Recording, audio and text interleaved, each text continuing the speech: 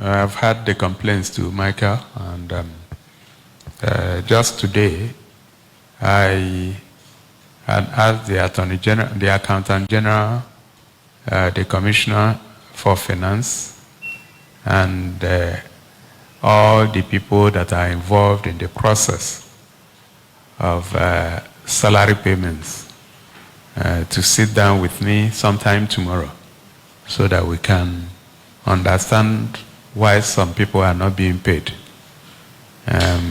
One thing you can be sure of is that we have made provisions for the salaries. So what you see are exceptions rather than the rule. But then it should not happen that some people are not receiving their salaries and the money is sitting in the bank. So it's going to be dealt with very soon. Some of the salary arrears that you may have heard about from Arochukwu College of Education Technical, and I think APSUT, those were arrears that were being owed before now. And we have just done an exercise. You see, the problem is that some of those were not brought to my attention early enough. And I remember some people reaching out to me early last year during the campaign to say they were being owed. And the former government claimed they were not being owed. So it turned out that some people, it's just like pensions. It was only when we started the verification of pension arrears that we realized that some people were being owed pensions that date back to 2014 and 2015. And we have made the promise that we want to clear them, so we have to clear them. And because anyhow you look at it, government is a continuum.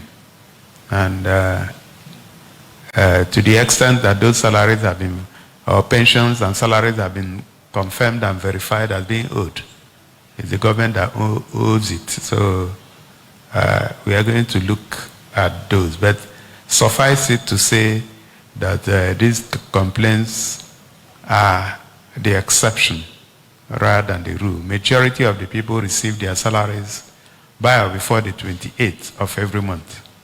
And you talked about wage award. We are looking at that. But I think the good news is that at least we are prompt with the payment of majority of the salaries. And that majority is actually in absolute majority. So maybe about 5% of the people complaining. In the payroll, the last time I checked, we had close to 66,000 people on the payroll.